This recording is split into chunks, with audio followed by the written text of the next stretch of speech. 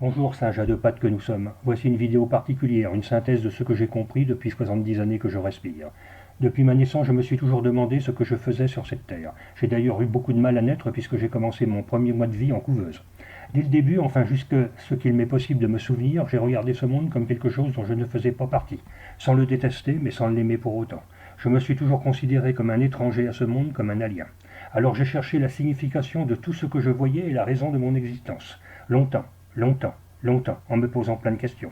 J'ai lu, étudié, écouté, rencontré nombre de grands penseurs, de gourous, de je sais tout, d'érudits, de contactés, de médiums réputés clairvoyants, des moines tibétains, des lamas, même des grands lamas appelés Rinpoché, des yogis, des chamans, des soi-disant éveillés, des initiés de sociétés secrètes, des maîtres soufis, des curés et des pasteurs de l'imposture abrahamique.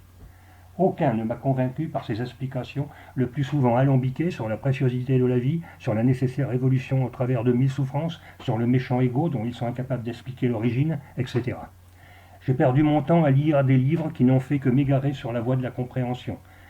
Des livres sur la réincarnation, sur les mensonges des anges machins ou des archanges trucs via des médiums possédés à leur insu par des entités parées de faux habits de lumière. J'ai pratiqué la méditation sous toutes ses formes, transcendantale, yogique, vipassana, tibétaine, zen, sans but ni esprit de profit, sans accéder pour autant au satori.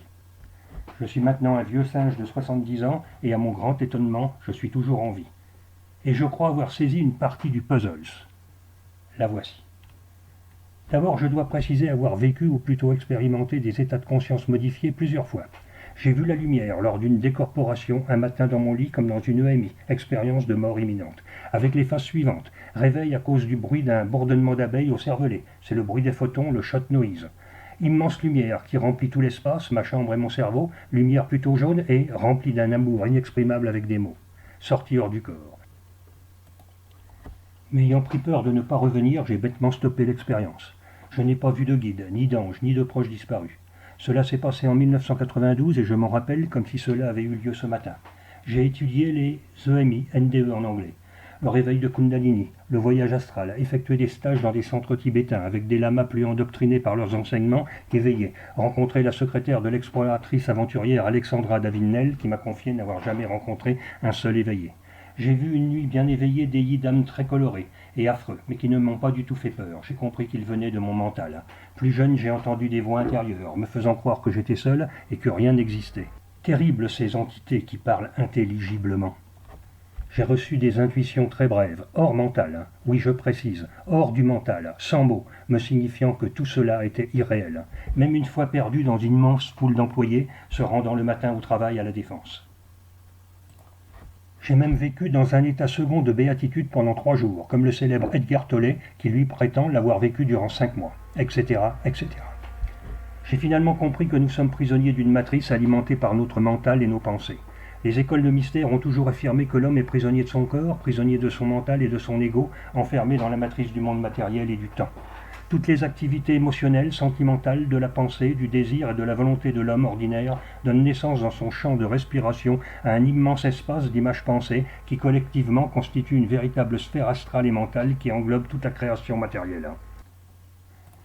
C'est ce vaste espace, ce monde en miroir, qui renvoie les images d'une autre en les amplifiant, en les déformant, cette toile virtuelle qui est appelée la sphère réflectrice, dans laquelle les corps subtils des décédés finissent de se dissoudre suivant un temps plus ou moins long avant toute nouvelle incarnation.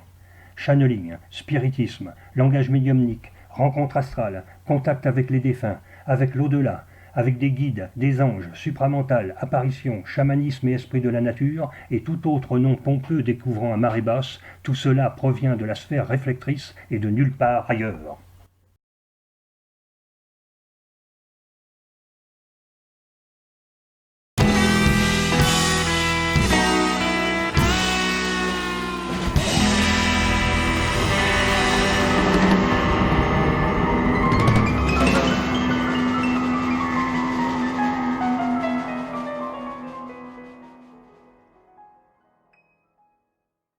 Et ces derniers temps, je crois avoir compris la raison d'être de cette matrice.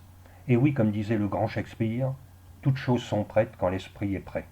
La matrice n'est pas maléfique comme je le pensais, mais protectrice. L'une des plus anciennes religions du monde, le zoroastrisme, l'explique. C'est une religion monothéisme, qui ne vénère qu'un seul dieu, Ahura Mazda, tout en acceptant un dualisme opposant la vérité au mensonge, le bien au mal, la lumière aux ténèbres. Dualisme symbolisé par deux êtres mythiques, Hormuz, le bien, la lumière, et Ahriman, le mal, les ténèbres. Tous deux fils jumeaux de l'espace-temps, déployés par Ahura Mazda comme garde-fou et piège contre Ahriman, le mauvais principe, afin de l'empêcher de pénétrer dans le royaume de la lumière infinie. La voilà cette fameuse bipolarité qui n'existe que dans la matrice. On ne peut pas être plus clair. La matrice espace-temps pour empêcher les pensées humaines, créatrices de bien ou de mal, de pénétrer dans le monde divin que les gnostiques appellent plérome. Et cette matrice, c'est le fameux cerveau global, qui explique que nous sommes tous connectés les uns aux autres. C'est notre mental collectif. Ce que nos fumeux théosophes ont appelé les annales akashiques, une mémoire cosmique qui enregistrerait tous les événements du monde. Pour parler moderne, le disque dur de la matrice, de la sphère réflectrice. Vous avez compris ? On comprend alors aisément cette omniscience que vivent ceux qui ont expérimenté un état modifié de conscience, ou une EMI, cette capacité de sous-savoir infiniment tout ce qui peut être connu sur un sujet quelconque, cette impression de faire partie intégrante d'un grand tout et de savoir tout de tout. À ce moment, vous êtes juste connecté au disque dur de la matrice en temps réel. Voilà pour la matrice et l'omniscience. Juste une observation. Dans cette matrice, le bien et le mal ne semblent pas équilibrés. Le noir des ténèbres l'emporte largement. Allons-nous vers le chaos ? Il reste néanmoins une grande question. Quelle est l'origine, mais l'origine de tout ça ? Pourquoi le mental ? Pourquoi l'ego ? Etc.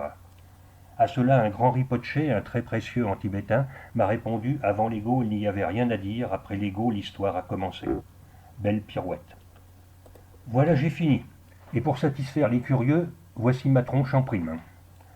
J'ai gardé les lunettes de soleil pour cacher mes yeux qui avec l'âge ne sont plus très esthétiques en raison d'un larmoiement permanent dû à une fatigue des muscles des paupières. Et oui, la vieillesse du corps est un naufrage comme disait De Gaulle.